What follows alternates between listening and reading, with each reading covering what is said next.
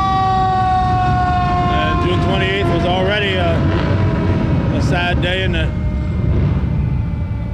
my personal memories. That was the day in 1997 that we buried Bob Venn. So two very well-known faces of the hometown cable, Gordy Little and Bob Venn, both buried on June 28th. Back Bob in 97 and Gordy in 2016. So that's what the parade looks like. The thunder in the berg. I'm going to try not to cough too much today. It's a windy day. We're hoping the rain will hold off and we'll get these veterans off on a dry flight here on this Saturday morning.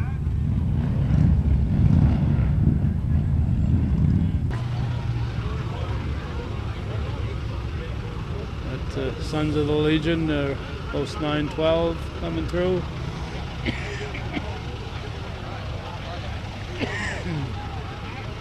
American Legion members from Post 912.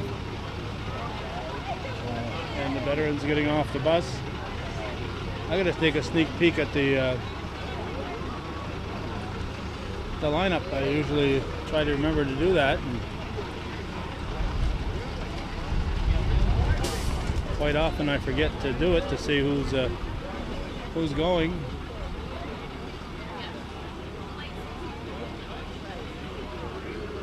The veterans will sit here under the big top. The ceremony will get going promptly at 7 p.m., which is still 20 minutes away.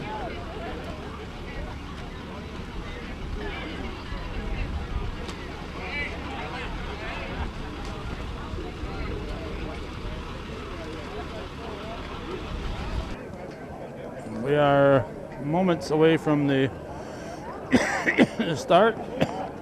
They have a program printed now. It's a nice addition. It gives a list of the ones going on the flight.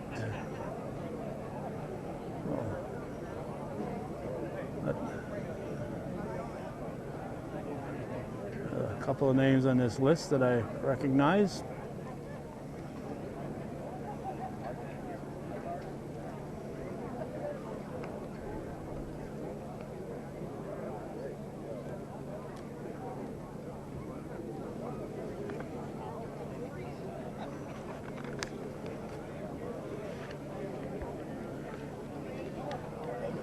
Some of these folks I haven't seen for years, and I just glad to see that they're able to go.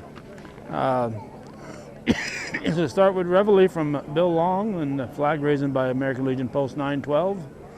Then Barry Finnegan will step to the mic and introduce everybody. Then national anthem by Addison Dixon Vosh and Emily Ralston. Pledge of Allegiance by the Beekmantown 7th graders. Jerica Manning will take over for the introduction of guests and so on. Then the Morrisonville Choir will sing their Red, White, and Blue song. Gary Liberty will pay tribute to the lost veterans. There are 3 this year. This flight, even though it's only been a month, there are 3 veterans who have passed since our last flight in May. So. Oh, it's a sad little job that Gary does. And the taps and rifle salute by Bill Long and Post 20. Oh, here we go.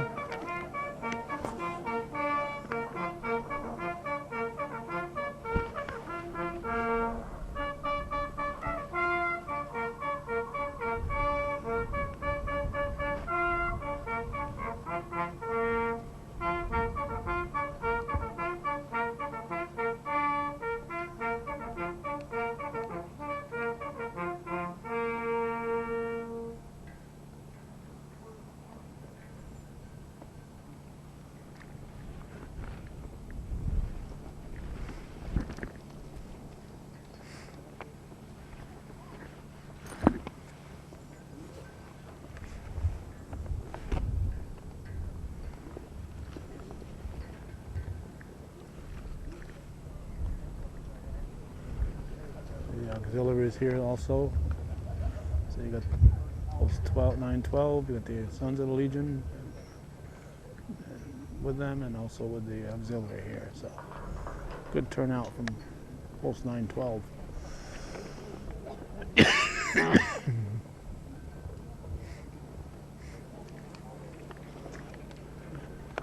Trying to get an angle where we can see the Good morning, microphone. North Country, There and we go. welcome Barry to North Finnegan. Country Honor Flights 62 and 63.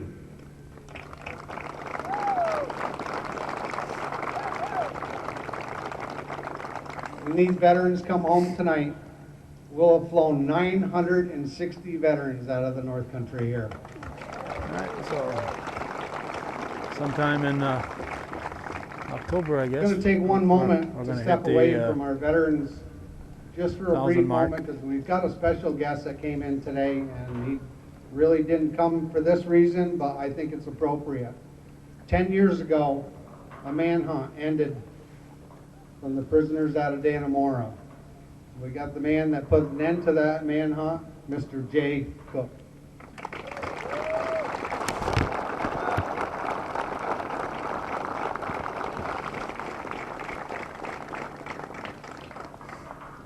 In that tent today are 30 Vietnam veterans. We all know what they went through when they came home. We're hoping that by the end of today that they're going to realize that that sentiment is gone and they are as treasured as any veterans that ever served this country. Gentlemen, we know it's difficult.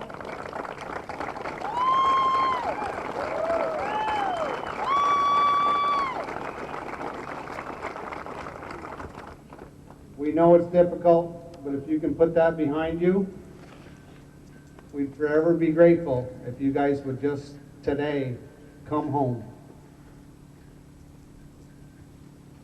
I'll turn you over to our Master of Ceremonies, our Executive Officer, Jerica Manning.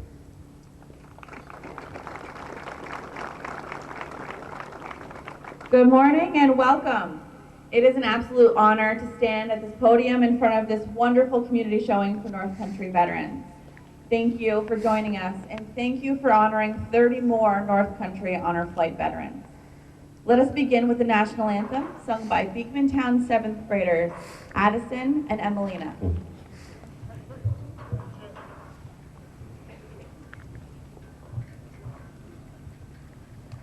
Oh, say, can you see by the dawn's early light what so proudly we hailed at the twilight's last gleaming, whose broad stripes and bright stars through the perilous fight told the ramparts we watched went so gallantly streaming, and their rockets red glare, the balls bursting in air, gave proof through the night that our flag was still there. Oh, say does that star-spangled banner yet wave? For the land of the free and the hope of the brave.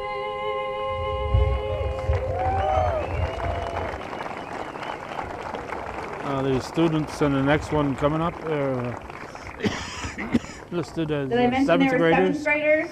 Good job, girls. I wonder if they're now 8th graders since school got out yesterday. Please remain standing for the Pledge of Allegiance led by Beekmantown 7th grade students.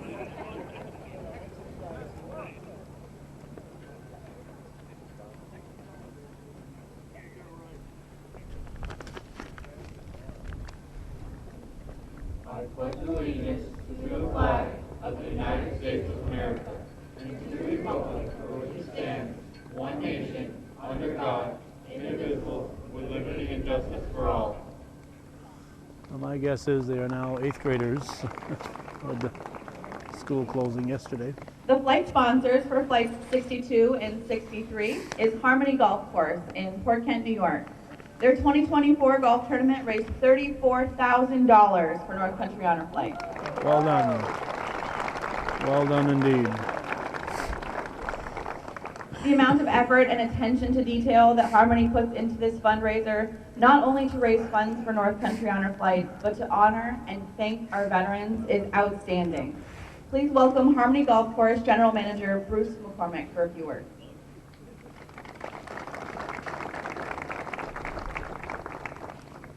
Good morning, everyone. On behalf of Steve Fuller and Kim Marsh, the owners of Harmony Golf Club, we want to thank each and every one of the North Country people up here for helping us raise the funds for the Honor Flight. The Honor Flight is really a fine project that we stepped into 4 years ago when I was talking with Barry to do the golf tournament. This is our third year doing it, which the golf tournament will be held next Saturday, and we have 220 players playing in 2 flights down there.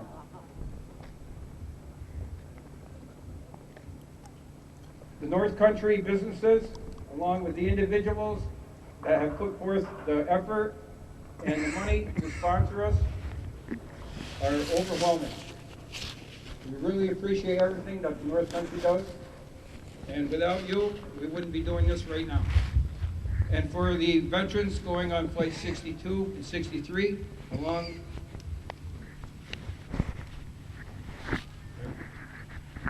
have a great day today, and thank you all for your service.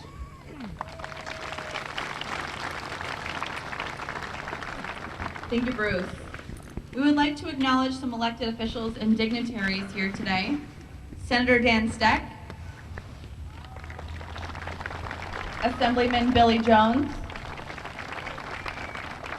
City of Plattsburgh Mayor Wendell Hughes, Town of Plattsburgh Supervisor Michael Cashman, Clinton County Legislator Calvin Castine, and Dave Bazzaio. From Franklin County, Mayor and Legislator Andrea Dumas, Legislator Greg Janiswiski, and Sheriff Jay Cook. And from Vermont, State Representative Michael Morgan. I will now introduce Gary Liberty to pay tribute to those that we have lost since our last flight.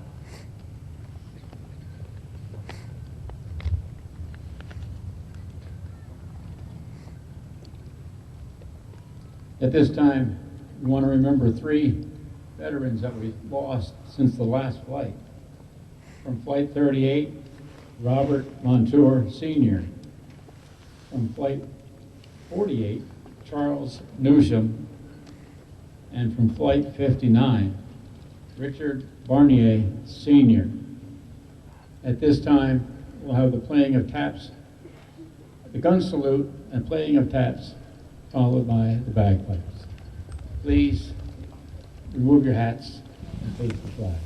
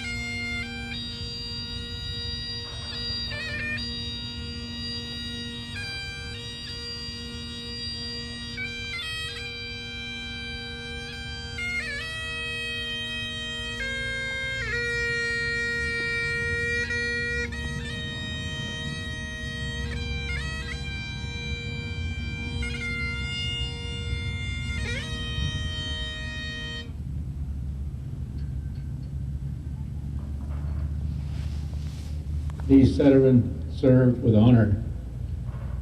May they rest in peace. Thank you, Gary.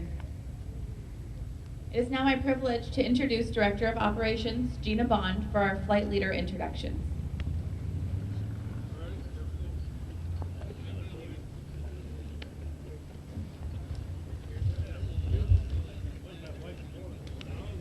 Good morning, everyone, and happy Flight Day to the 30 brave warriors seated before you. It's a true honor to send them on a once-in-a-lifetime journey to visit their memorials. It is my pleasure to introduce our flight leaders for Flight 62 and Flight 63, Jerica Manning and Lloyd Provost.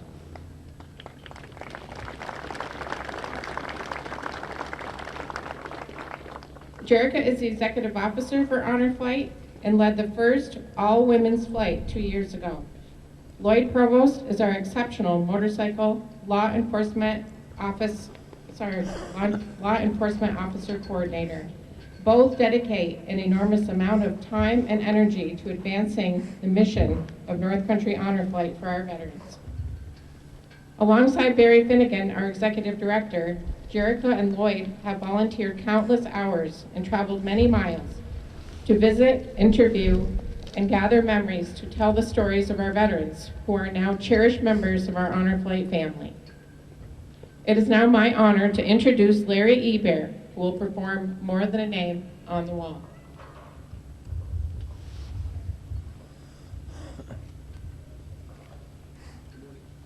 Good morning, everybody. Thank you all for coming out to honor the veterans for for their service and the sacrifices that the veterans and their families have made. There's 58,000 names on a Vietnam wall, and I'm sure somebody here in this crowd has a relative, a friend, an acquaintance, somebody you know whose name is on that wall. This song is for all those whose names are there, and for all those who risk having their names there on the wall.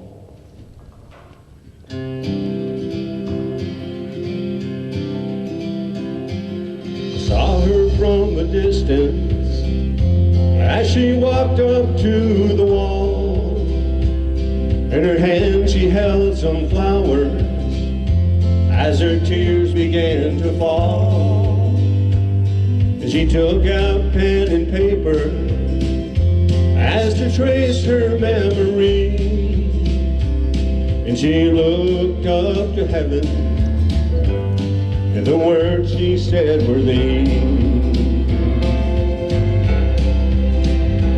She said, Lord, my boy was special, and he meant so much to me. And though I love to see him, just one more time, you see, all I have are the memories and the moments to recall. So Lord, could you tell him he's more than a name on a wall?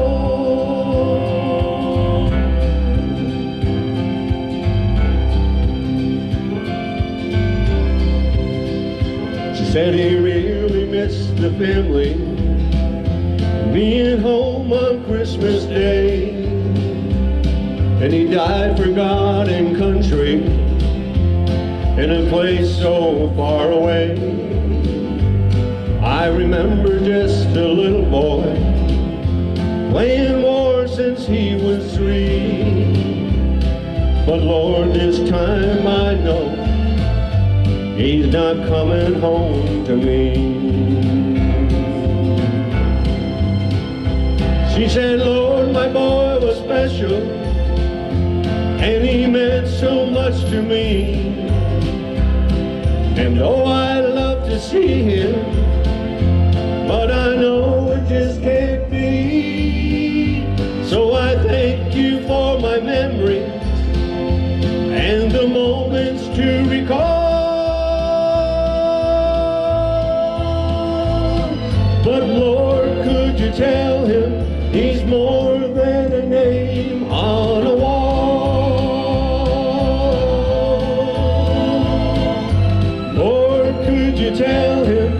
He's more than a name on a wall.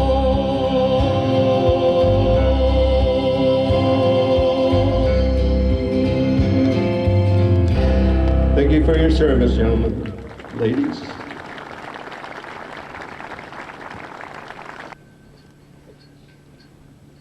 Thank you, Larry. Please welcome me in joining my friend Mike Farrell for our closing prayer. It's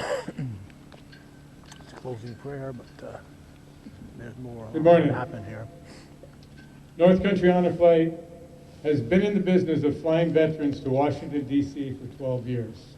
Its original mission was to fly World War II veterans free of charge to see the memorial built in their honor.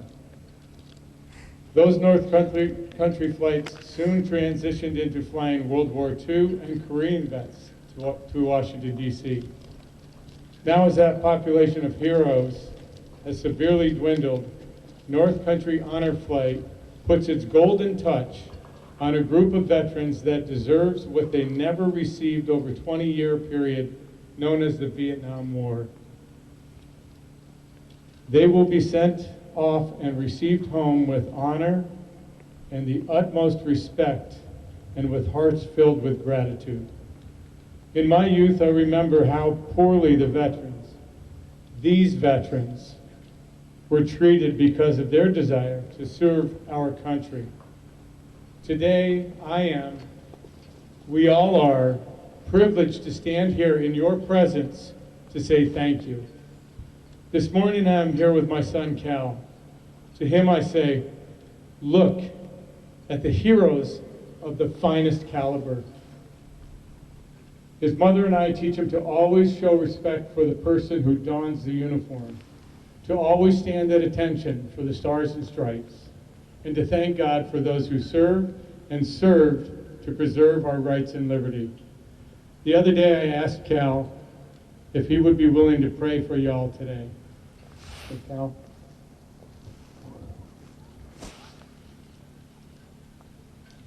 Let's pray. Heavenly Father, thank you for the men and women who served during the Vietnam era. Thank you for the flights today and those who made them possible. Make this a special day for our veterans and their guardians. Take them down and back to Washington, D.C. safely. I pray in Jesus' name. Amen. Flight 62 and 63. Thank you for your service. Thank you for my freedom. Godspeed.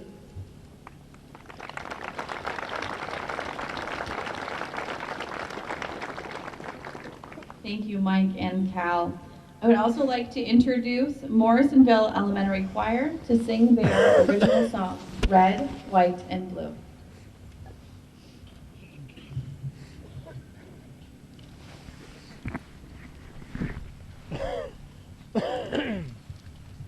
And as we point out every time, this was originally done many years ago by the Morrisonville students at the time, and with the help of Roy Hurd to create this song. Red is for the courage that beats in every heart. It helps us stand together so that we all can do our part. It's the color of the rising sun that begins a brand new day. It brings hope to every heart and helps to light our way. Raise it up.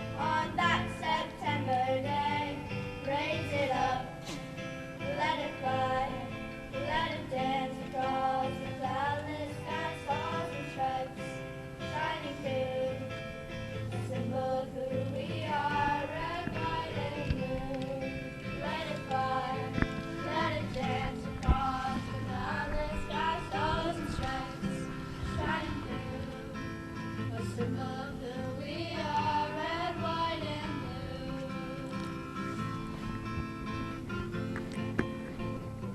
Red, white, and blue.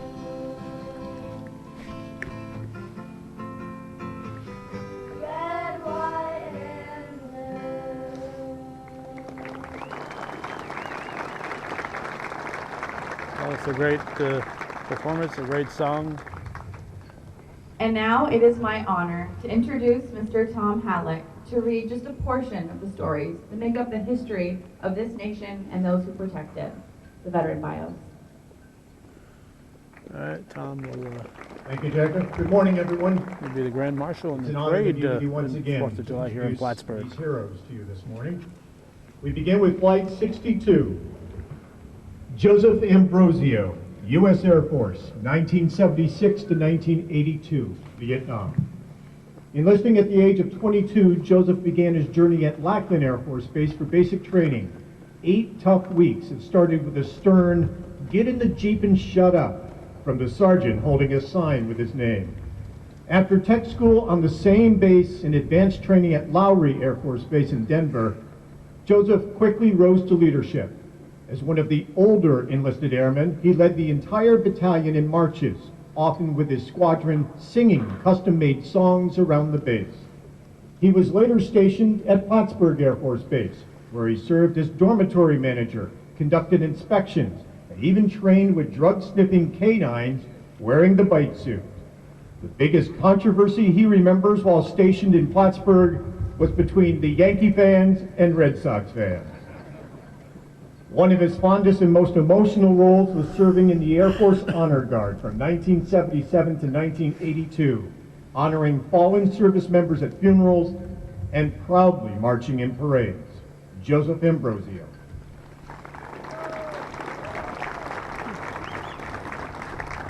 Joseph Aubrey, U.S. Army, 1968 to 1969, Vietnam. Joseph enlisted in the U.S. Army in 1968 at just 18 years old, leaving the North Country for the first time in his life. He completed boot camp in New Jersey and received specialized training as a lineman, learning to run communication wire, climb poles, and operate switchboards essential for battlefield coordination. In Vietnam, Joseph served with the 1st Air Cavalry Division as a radio operator and lineman. His role was vital, setting up radio lines in the field and running the command post switchboards to keep communication flowing between units. He and his team were often sent ahead to establish new landing zones. They'd secure the perimeter, protect engineers and support crews, and help build out new base areas, runways, bunkers, and more. Much of their work took them up and down the DMZ, often under fire. The first few days in any new area were the most dangerous. They endured constant mortar attacks, working through intense heat, heavy humidity, sea rations, and salt tablets just to stay functional. They were targeted frequently because they were always on the move and in exposed areas. Though there weren't many lighthearted memories from his tour, Joseph did get a brief reprieve during R&R, traveling to Hong Kong before returning home in 1969. Joseph Aubrey.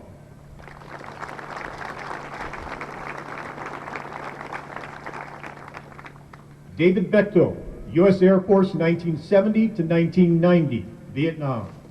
David enlisted at 22 and began his journey at Lackland Air Force Base, completing boot camp, then officer training school, followed by pilot training. He flew the KC-135 in Indiana and later continued his service at Randolph Air Force Base in San Antonio. He was stationed at Grissom Air Force Base, where he mastered the KC-135 before receiving orders to California to fly the U-2 aircraft. The U-2s, known for their ability to reach altitudes of 70,000 feet, became his vehicle for reconnaissance missions. He flew over Europe, along the German border, and had the rare experience of flying alongside a Czech MiG. His global missions took him to places like Alaska, England, Japan, Australia, Philippines, and Korea, among others. David flew through some challenging and sensitive missions, including air sampling over Russia's nuclear tests, and photo missions in support of international agreements. He also conducted weather reconnaissance and directed aircraft in relation to hurricane hunters over Sacramento. His role required constant readiness. Throughout his career, he was often on alert with his crew, ready to launch within minutes, camping out in runway shelters during high-stake moments. Lieutenant Colonel David Bechtel served with over 2 decades of continuous active service. David Bechtel.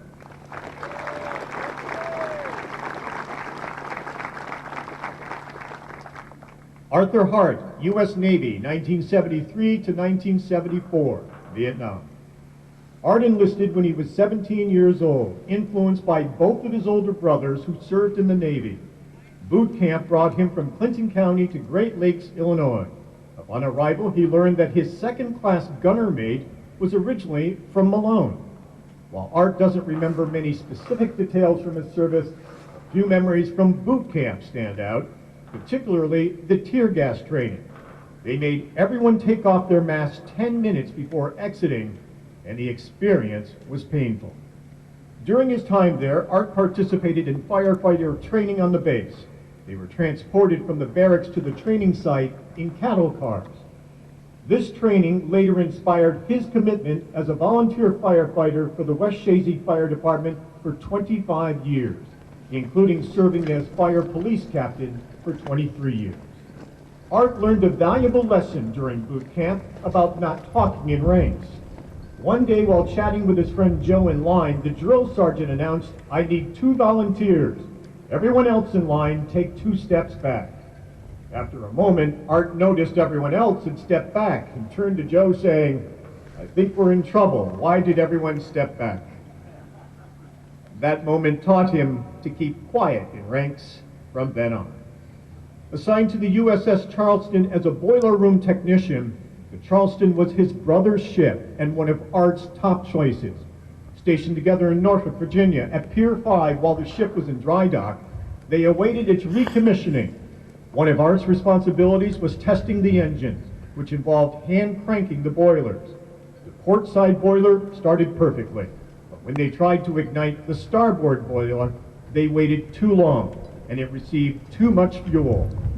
The captain reported seeing 10-foot flames shooting out of the water that added 2 extra weeks to the 6-month refurbishing process. Arthur Hart.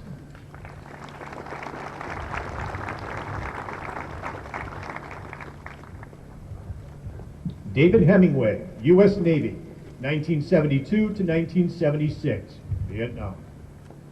David enlisted in the Navy at 18 years old, inspired by his father, who had served for 6 years in the Navy. He completed boot camp at Great Lakes, flying from Albany to Chicago. But by the time he landed and settled in for the night, it was 3:30 a.m. At 6 a.m., they woke everyone up by banging pot covers and shouting, "You're not civilians anymore. You're in the military. Act like it. Get up and get moving." At that moment, David thought to himself, "What the hell did I do?" He was assigned to the USS Mount Baker, a ship that carried ammunition, where he worked on electrical components for the gun bay's director. All the guns had to be tested before they could be put into commission. His ship started their assignment in the Panama Canal and then was transferred to the east coast of Europe. David completed his time in the Navy aboard the ship as a payroll disbursement clerk. Depending on where they docked, he often had to disembark to perform currency exchanges, carrying the money handcuffed to himself. David enjoyed his time in the service. He only came home once in the 4 years he was enlisted and spent the rest of his leaves traveling Europe. Some of his favorite memories include spending all 4 of his Christmases in Europe. David Hemingway.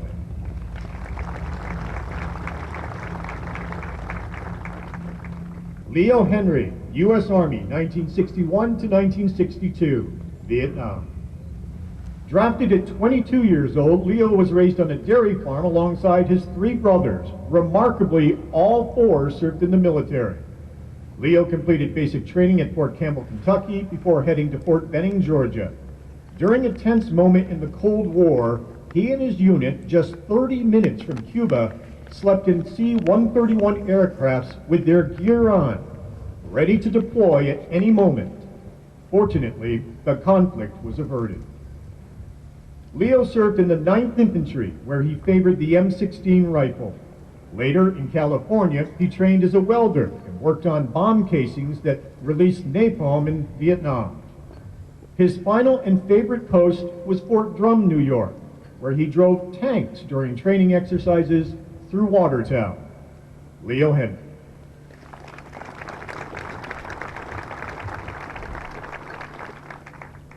Gifford Hostler, U.S. Army, 1969 to 1970, Vietnam. Gifford was drafted into the U.S. Army at the age of 20. Like many young men at the time, he was picked up with a group of local draftees and sent to Fort Dix for basic training. A mechanic with a talent for electronics, Gifford was selected for radio school. 8 weeks at Fort Dix, followed by 13 weeks of advanced radio and teletype training in Georgia. Each morning was spent learning Morse code, each afternoon, typing. Thanks to high school typing classes, he already had that part down, so he devoted most of his energy to mastering code and teletyping. He graduated in the top 10 of his class. When his orders came in, they sent him to Vietnam. He was stationed in the Mekong Delta, an area they joked was a foot above sea level in the dry season and a foot below in the rainy. As chief radio operator at the province's Tactical Operations Center, Gifford managed the center of communication for the entire region. He coordinated all radio traffic between ground forces, helicopters, and spotter planes, managing everything from daily field movements to night airstrikes. He worked closely with military advisors under MACV and ensured assets were in the right places at the right time without risking friendly fire.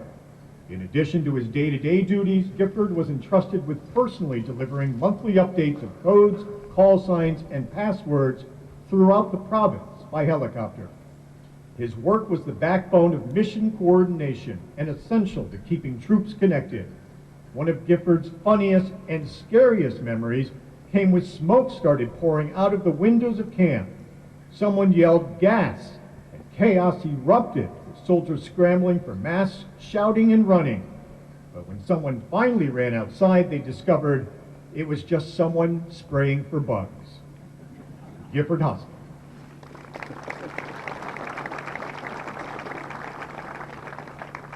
Richard Huff Sr., U.S. Coast Guard, 1970 to 1974, Vietnam era. Richard served in the U.S. Coast Guard. He began his journey in boot camp, where he was honored with the role of leading graduation ceremonies every week. Richard trained at Yeoman School on Governor's Island, New York, specializing in administration. After graduation, he was assigned just across the harbor to Floyd Bennett Field in Brooklyn. Richard joined the skeleton crew for a 30-day deployment, working with the National Weather Service on search and rescue missions and collecting vital weather data at sea. Temporary orders took him aboard the U.S. Coast Guard cutter Spencer, a historic World War II era ship. Before the Spencer was decommissioned, veterans who had served during World War II were invited for one final voyage. Richard had the rare opportunity to meet and sail alongside those who had served decades earlier, before the ship made its final journey to Curtis Bay and the Naval Boneyard. Richard also served aboard the Coast Guard cutter Dallas, based at Governor's Island. From there, he traveled the world, Bermuda, Greece, and beyond, performing search and rescue missions. Often, they recovered the injured or transported the remains of those lost at sea. Returning those bodies to their families was a sad but important duty. Throughout his time in the Coast Guard, Richard took great pride in his work and cherished the people, the travel, and the purpose of his service. Richard Huff Sr.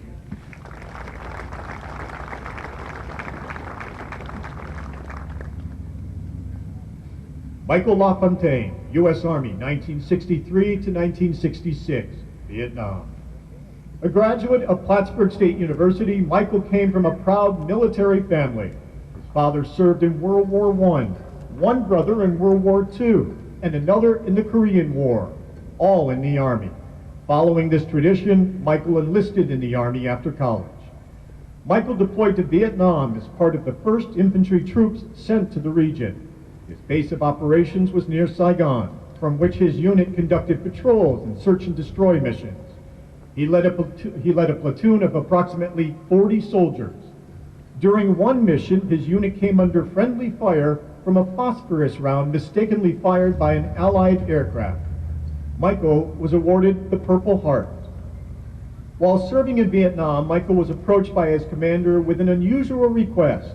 A reporter, Ruben Salazar, wanted to accompany a patrol in the field to gain first-hand insight into combat operations. Salazar had grown restless in Saigon and was seeking a better understanding of what soldiers were experiencing on the front lines. He agreed and offered Salazar his personal .45 pistol for protection. The journalist declined, insisting he did not carry weapons as a correspondent.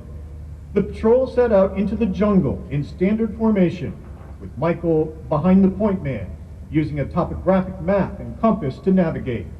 Roughly 15 minutes into the mission, LaFontaine heard rapid footsteps from behind. The entire patrol halted and dropped to the ground.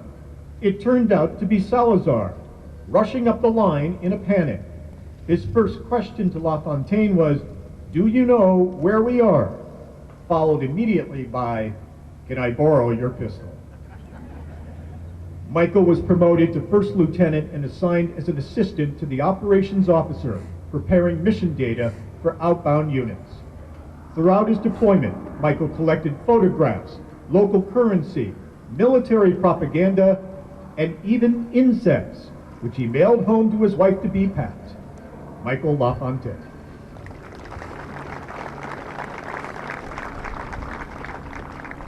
Gary Lawrence, U.S. Army, 1965 to 1967, Vietnam. Drafted at age 21, Gary completed basic training at Fort Dix, New Jersey, before joining the newly formed 196th Light Infantry Brigade at Fort Devens, Massachusetts. The brigade was called Light Infantry because it had no heavy artillery or armor and was designed for rapid deployment. Originally slated for a police action mission in Santo Domingo, plans shifted as tensions eased. At the time, the 196 was the only combat-ready unit left in the United States and was instead deployed to Vietnam. Soldiers were told they were heading to a combat zone, but only learned it was Vietnam when their ships, the Patch and Darby, dropped anchors in Saigon. Trucks took them to their base camp in Tai Ninh. Base camp consisted of a big field with a dirt runway and piles of tents. They got to work building base from scratch, laying sidewalks and pitching tents. There was a short dirt runway for C-123s and C-130s. It was a lot of fun to watch them land because they were reversing the props on the aircraft even before they hit the ground to slow them down in such a short distance. Gary served in supply and support, distributing critical resources like food, fuel, and clothing to troops. He occasionally ventured into the field to deliver rations. One of his fondest memories was the delivery of ice cream by helicopter, a small gift from Uncle Sam that meant a lot. Later, his unit was sent north to Chu Lai to help secure a Marine base near the DMZ, testing the rapid deployment capabilities of the new brigade. After his discharge, Gary returned to Fort Dix and then home, where he continued serving his community. He spent 20 years with the Lake Placid Police Department. Gary Lawrence.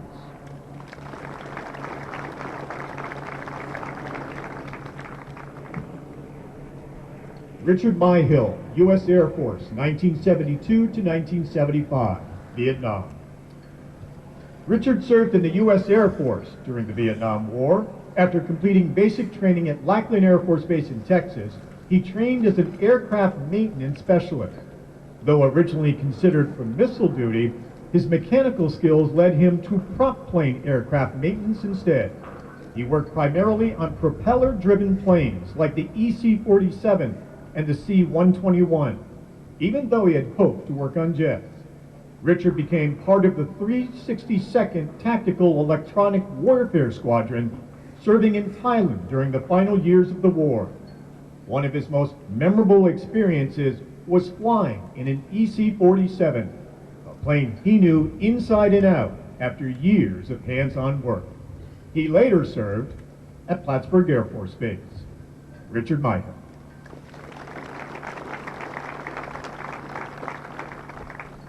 Ronald Morgan, U.S. Marine Corps, 1956 to 1962, U.S. Air Force, 1962 to 1998, Vietnam.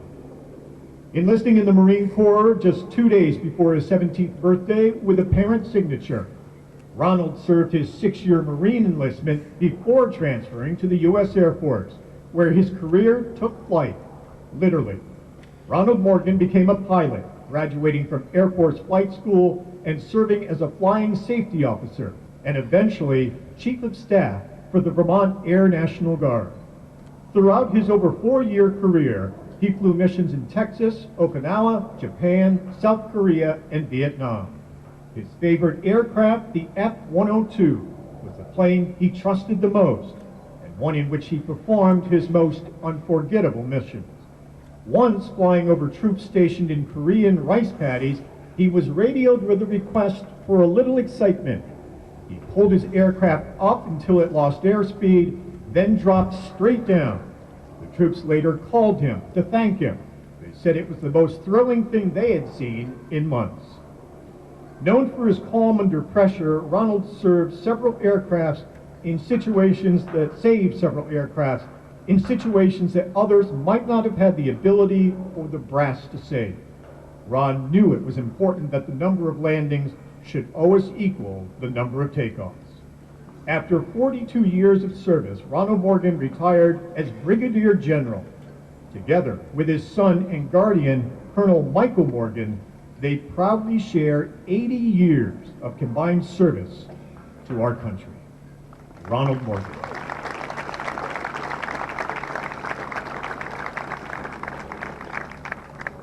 William Samuelson, U.S. Army, 1972 to 1992, Vietnam. Entering service as a commissioned officer after 4 years in ROTC at Norwich University, he began his career at Indian Hill, Pennsylvania, where he managed the officers' club and liquor store. He quickly rose through the ranks, first as battalion adjutant, then commander of a personnel team. After completing the officer advanced course in Indianapolis, he was stationed at Fort Drum, back when it was a quiet post without the 10th Mountain Division. He served as post adjutant and later as a company commander. Next, he attended Command and General Staff College in Kansas, which led to an assignment in Europe as Deputy Adjutant General for the 2nd Defense Command in Germany. There, he oversaw personnel coordination across Europe while transitioning from older systems to the Patriot missile program.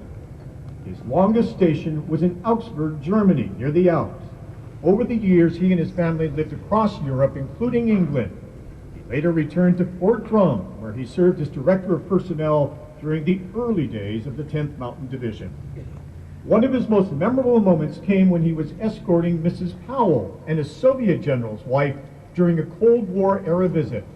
The quiet Soviet general finally spoke at the commissary, stunned by the amount of food available to everyone on base. Despite decades of training to view them as adversaries, soldiers on both sides share the same hopes: peace, stability, and a good life for their families.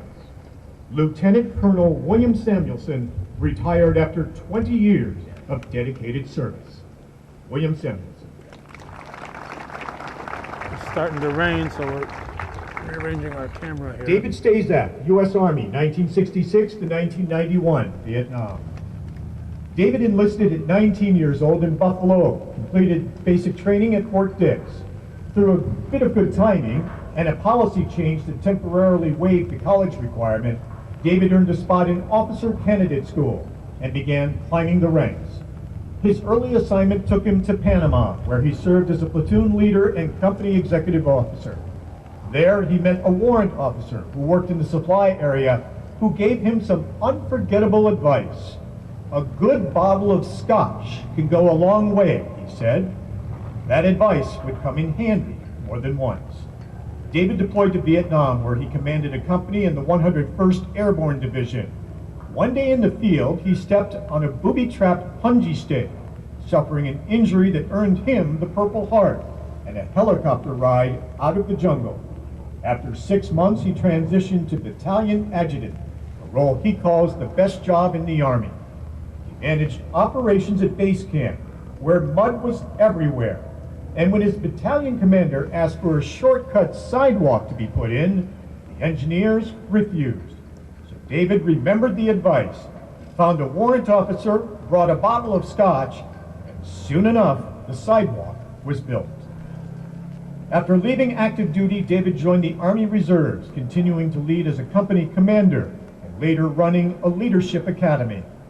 As a Boy Scout, he had long mastered land navigation and problem solving, which served him well throughout his career. At Fort Jackson, the brigade wanted to get a training vehicle from South Carolina back to Buffalo. David was asked to help. Once again, he turned to his tried and true method, tracked down the right warrant officer, presented a bottle of scotch, and the vehicle made it to Buffalo without a hitch. David eventually earned the rank of lieutenant colonel, leading leadership projects across the country. David Stazak.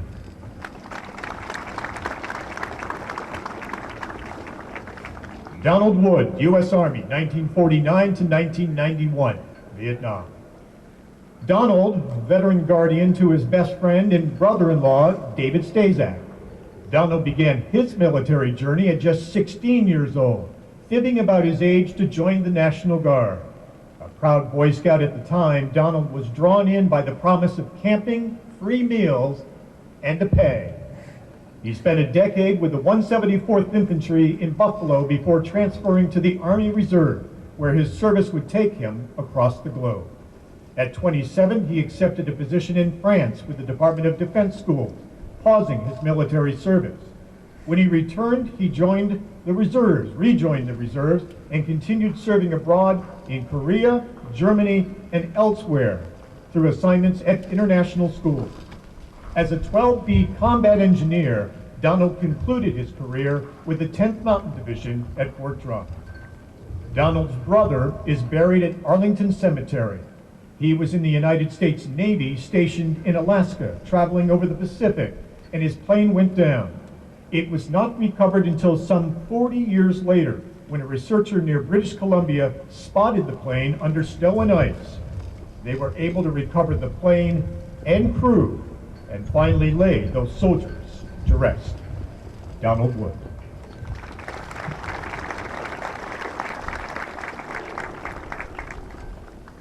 And that is Flight 62.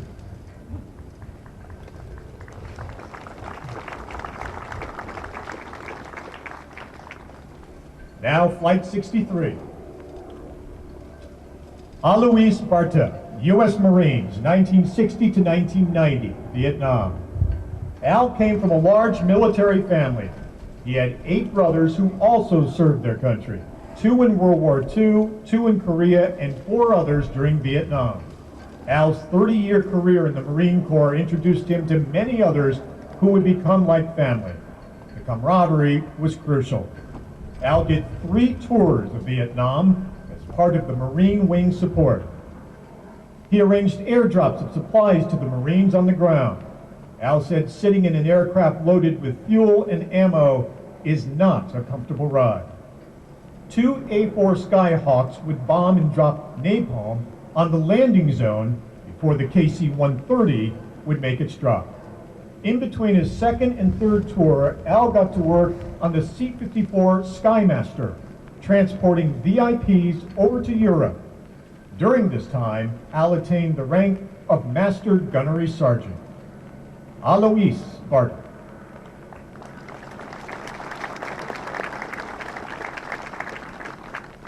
Charles Bradford, U.S. Navy, 1963 to 1967, Vietnam. When Charles joined the Navy, he had no idea that of his 4 years, 3 of those would be spent traveling the world. Unfortunately, some of that time would include delivering fuel and explosives to Vietnam. A missile attack is always on your mind. The average survival time after a missile attack is 12 seconds. Charles was aboard the destroyer Hawkins, as well as the Adirondack-class command ship USS Pocono. Charles was at the Gulf of Tonkin, a major incident which brought the U.S. deeper into war. Charles sailed the world after leaving Vietnam. He went through the Suez Canal, the Panama Canal, and was initiated a shellback when crossing the equator. Charles Bradford. Steady rain falling now. Gary Sargent, U.S. Army, 1964 to 1967, Vietnam. Gary was trained as a turbine helicopter repairman. Once in Vietnam, he volunteered as a door gunner on a UH-1B Huey. Gary never turned a wrench after that. He manned the M60 machine gun with the butterfly trigger. Gary's helicopters went down 3 separate times under fire.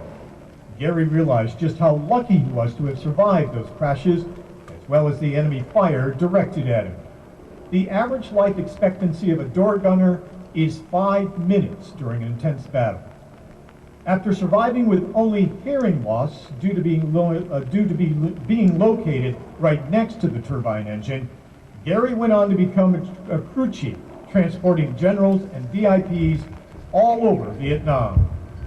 One of the nicer moments Gary reflects upon was when his Huey escorted Raquel Welch to Bien Hoa Air Base for the Bob Hope Show.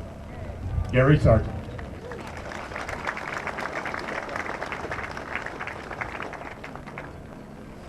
Kenneth Chain, U.S. Army, 1960 to 1962, Vietnam. Drafted into the Army at age 23, leaving his hometown of Chateauguay for the very first time, Ken's military journey began at Fort Dix, where boot camp tested his limits.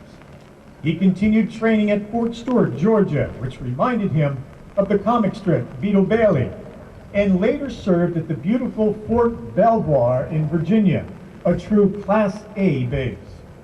Kenny was assigned to the supply crew, responsible for distributing materials and gear across the base, an essential role that taught him responsibility, teamwork, and the value of logistics.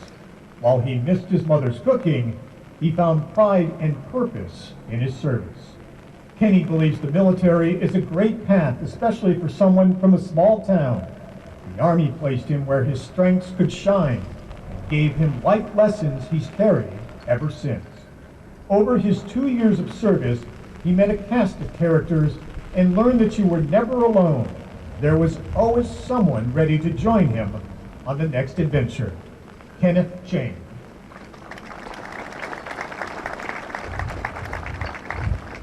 Robert Collins, U.S. Navy, 1972-1973, Vietnam.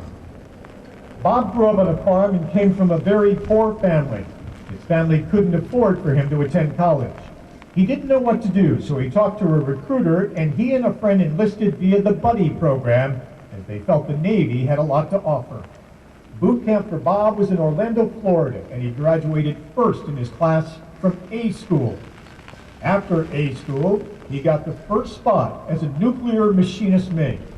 Bob was on the USS Lexington in Boston. He got to witness pilots qualified to train to land on a carrier. He saw a couple of them lose their lives due to the training.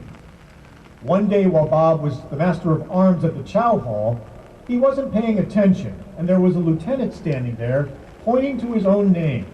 He didn't recognize him, but after a few times of watching him continue to point at his name, Bob realized it was his best friend, Greg LeGoy. Due to his rank, he wasn't allowed to speak to him, so the next day Greg handed him a note and asked to get together, and they enjoyed catching up. Joining the Navy gave Bob purpose, propelled him to live a productive and healthy life, and set him up for a successful future. Robert Collins.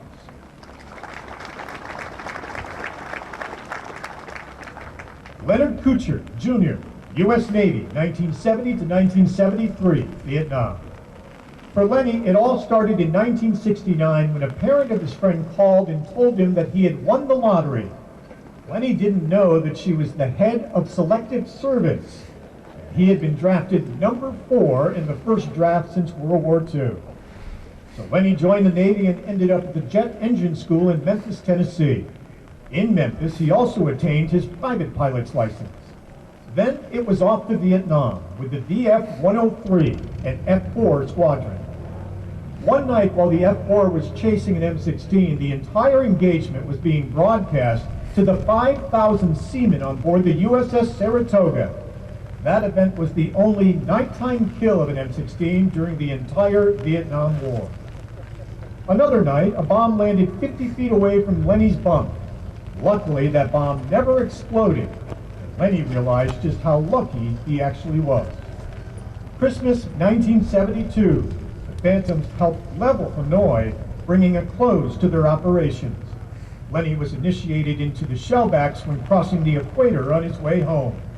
Once home, Lenny attended hot pad duty in Key West and Top Gun in California. Lenny is the Vermont liaison for North Country Honor Flight. He is always ready and willing to help and continues to be a huge asset. This will be Lenny's first flight since retiring as a commercial pilot for American Airlines 6 years ago. Leonard Couture, Jr.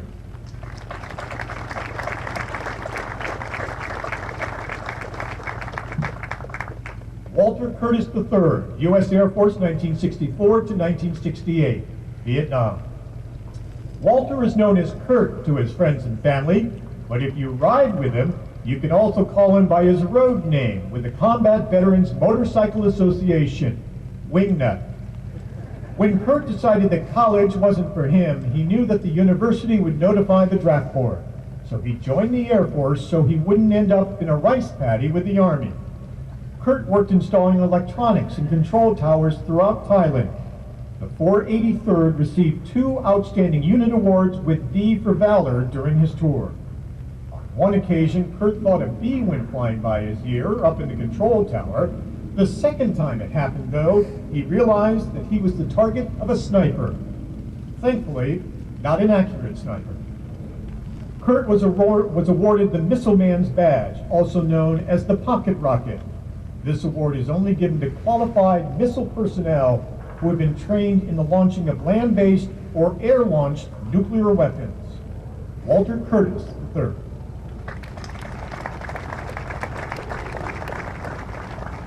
Douglas Johnston, U.S. Army, 1963 to 1966, Vietnam. Doug was an only child, and his family gave him a choice to either finish high school or go in the service. He chose to go in the Army. Doug did boot camp at Fort Dix and AIT at Fort Devens. He was then shipped to Korea and was in communications as a telephone radio operator. Doug's first mission in Vietnam was to recover dead or wounded bodies. One time his crew chief told him not to recover one of the bodies, and it was a good thing as they later found out it was a booby trap. While at Fort Benning, Doug received word he was going to Vietnam. Even though he was an only child and he didn't think he would have to go overseas twice, the whole unit was sent, so he had to go. While in Vietnam and still in communications, he was listening to all of the excitement, which ended up being the helicopters. His parents weren't happy, but he became a door gunner on a Huey helicopter. He also inherited a pet monkey that went in the helicopter and was passed on eventually to the next door gunner. They all considered each other family, and there was one time that he was sick and couldn't go with them. His crew never returned. Douglas Johnston.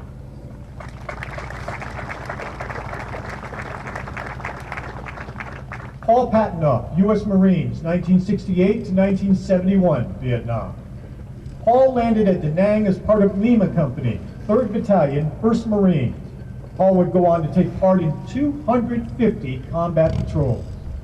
Lance Corporal Patinoff received the Marine Corps Commendation Medal for repeatedly distinguishing himself by courage and composure under fire.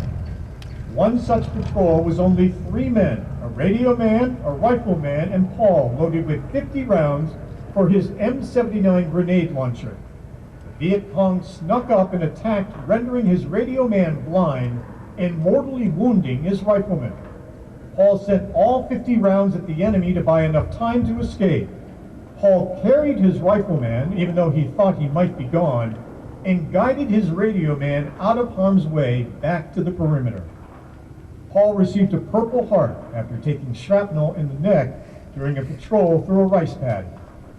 Paul says the only good thing that came out of the Vietnam War was the GI Bill, allowing him and fellow military to pursue higher education. Paul Patton.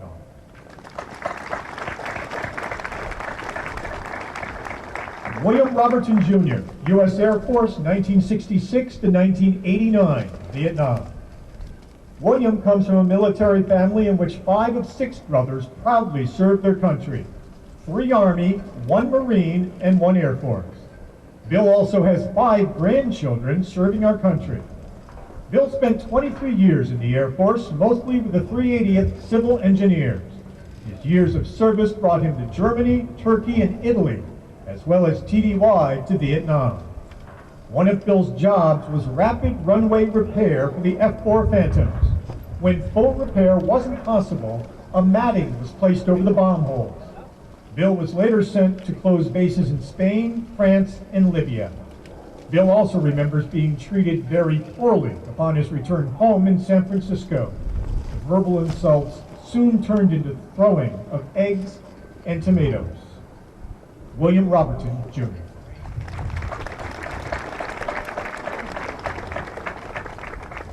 Joseph Rotella, Jr., U.S. Air Force, 1967 to 1988, Vietnam. Joe served his country for a span of 21 years. 6.5 of those were overseas. Joe found the hardest thing to get in a war zone was hot water. Occasionally, he would get lucky at 3 a.m. Joe's unit didn't always carry weapons during their normal work. If fighting did break out, they would go into the Connex building to get the M16s, and they were given 2 clips per person. With only 2 clips, Joe said they could have done more damage by throwing the clips at the enemy. Joe's job was to deliver the mail. This sounds simple enough, but as a master sergeant, Joe knew the importance of this mission. Mail call was a crucial part of anyone overseas. Morale and even life itself could be changed by a piece of mail. Each day, 2 707s would drop mail, which was sorted and put into 15 tractor trailers. At Christmas time, the Army would come in to help, even though they were not allowed to be in Saigon. Joe is very proud that he and his people understood the important work they were doing and gave their all every day. Joseph Rotella, Jr.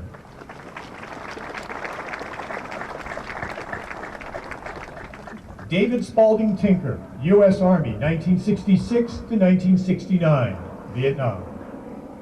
David served as the unit commander for the Combat Engineers.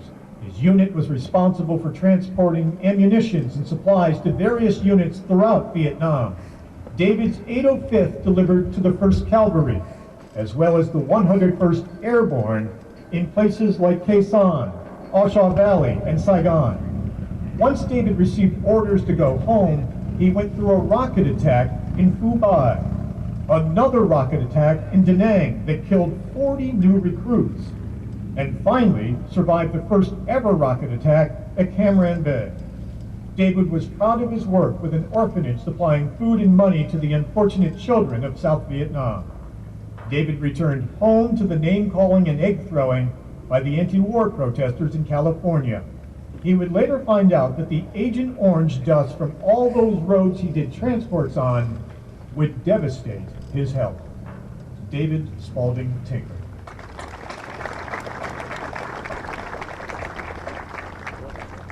Mark Vincelette, U.S. Navy, 1967 to 1975, Vietnam. Mark did 2 complete tours of Vietnam. He saw much of the country from Cam Lo to Saigon. As a member of the famed Navy Seabees, he was constantly on the move. Mark was in Da Nang and said it was hard to realize there was actually a war going on.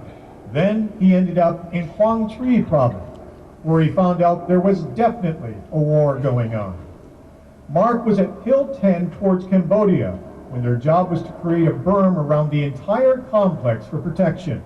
He was also at Con Tien, where the Seabees had to re-establish control for the 101st Airborne. Mark was also aboard the USS Northampton, a cruiser which was the presidential flagship. This is where the president would be brought in case of disaster. President Kennedy was aboard the Northampton in 1962. President Johnson was aboard in 1966. Mark says that the most memorable thing about his service is the camaraderie developed with the people that you served with. Mark Vincelette.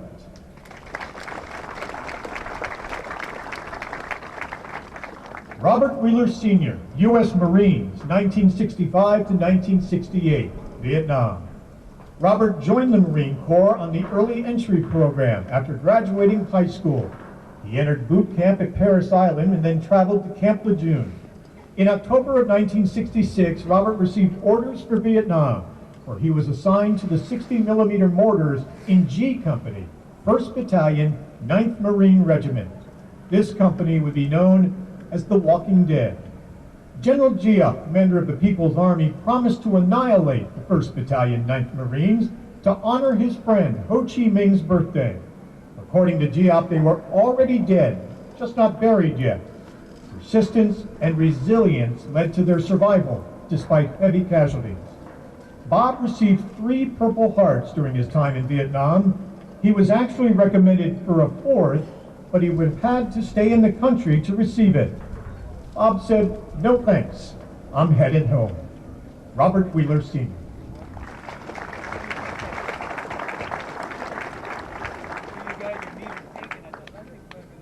Frank Woodward, U.S. Army, 1964 to 1967, Vietnam. Frank was a radio teletype operator for the Petroleum Distribution Command. Frank was named Soldier of the Month once. His reward was to drive around the brass. The Brigadier General was in the front, the Major General and Commanding General were in the rear. Frank kept opening the door for the Commanding General at every stop. The Commanding General told Frank that he did not need to do that. His job was to drive, and if he needed his door opened, the Brigadier General could do that. Frank comes from a long line of military family. His father was in the Battle of the Bulge and was shot in the Ardennes offensive with the 99th Infantry. His uncle Keith was killed on Iwo Jima with the 5th Marines. The Lion Mountain Legion is called the Sorrel Woodward American Legion after Keith. Frank's proudest moment in uniform came when he visited his Aunt Ethel Bromley. Ethel was brought to tears when she saw Frank in uniform. She said that he looked just like her husband Barnard before he was shot down in World War II during the Battle of Biscay. Frank went on to further serve his country by working 20+ years for immigration. Frank Woodward. And those folks are the bios for Flight 62 and 63. Gentlemen, have a safe trip today. Our gratitude to you for your service and sacrifice. Great job by Tom Howlett, Grand Marshal of the parade here in Plattsburgh this year. Thank you, Tom, and thank you to all of you who attended this morning's ceremonies. The veterans and motorcade will be circling the oval before leaving for the hangar. Be sure to give them a true North Country send-off as they go by. As a reminder, tonight around 8:30, our veterans will be returning home. The welcome home ceremony will be right back here at the Oval, and we hope that you can make it to provide them with a warm welcome home. Thank you for joining us for the Flights 62 and 63 North Country Honor Flights. God bless America, and God bless our veterans. I see so many of the veterans with shorts and short sleeve shirts. Temperature today is going to be in the low 90s in Washington, D.C. with high humidity. So they came prepared for Washington, D.C. temperatures, but not for these 65 degree wind chilled temperatures here on on the Oval here at Plattsburgh Air Force Base. So we're going to relocate and get the parade as they leave the grounds, as the buses come ready to pick up the veterans.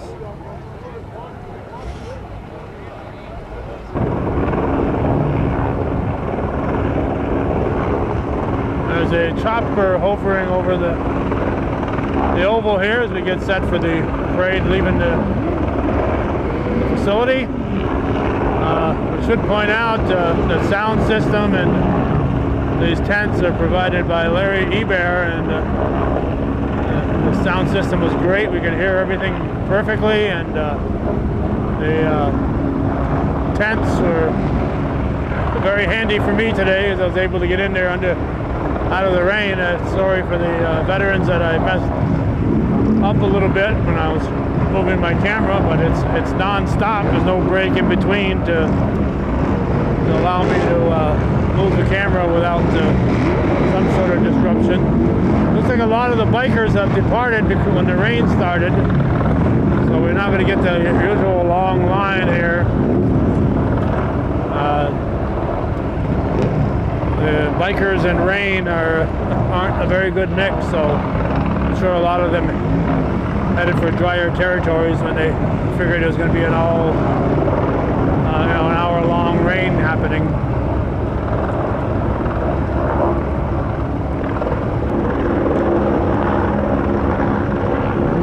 The honor flight buses are moving up, so this parade will be starting momentarily.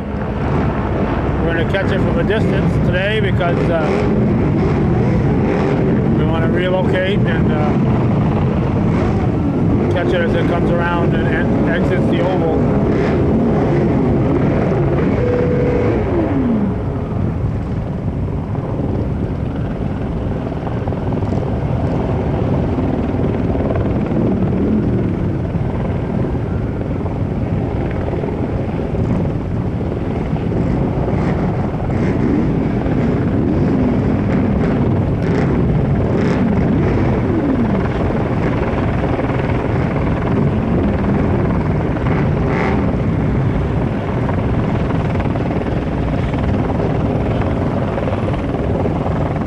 A lot of sad memories among the stories shared by the veterans. Of course, that was mentioned at the start, and it was mentioned in one or two of the biographies. The treatment that these veterans received when they returned home was just plain despicable and an embarrassment.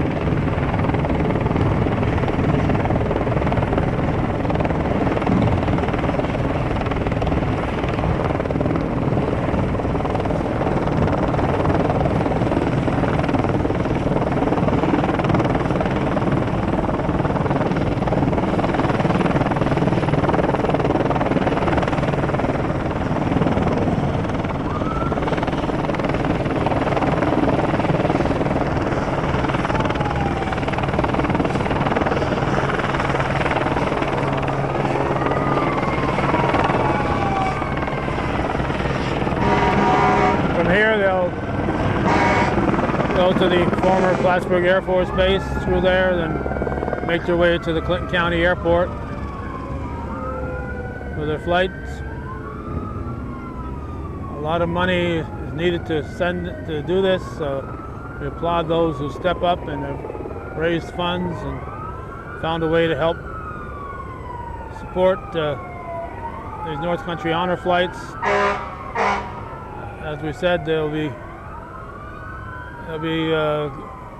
over 1,000 veterans who will have been sent by the time the year is over, with 2 more flights to go.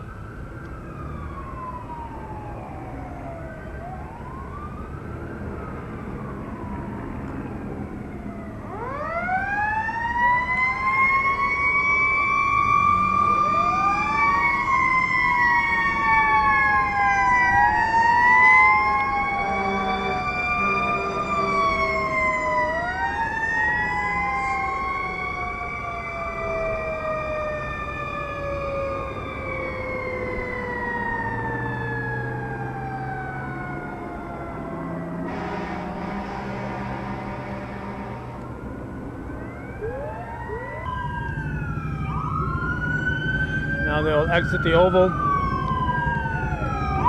It's raining again.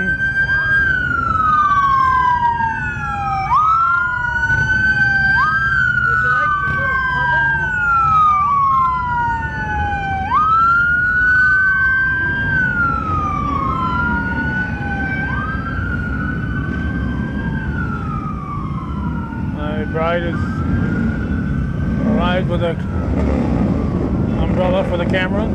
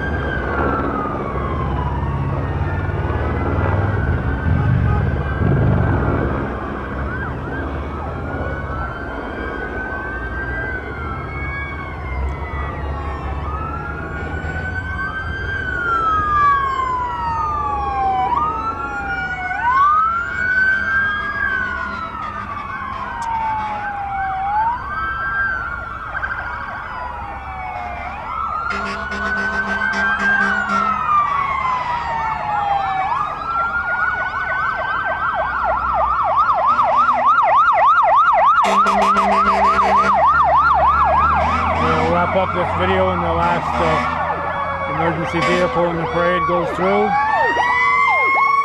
Appreciate you watching us on viewer-supported local television, hometown cable. We've been proud to have covered every one of the honor flight send-offs thus far, and we hope to do it into the foreseeable future.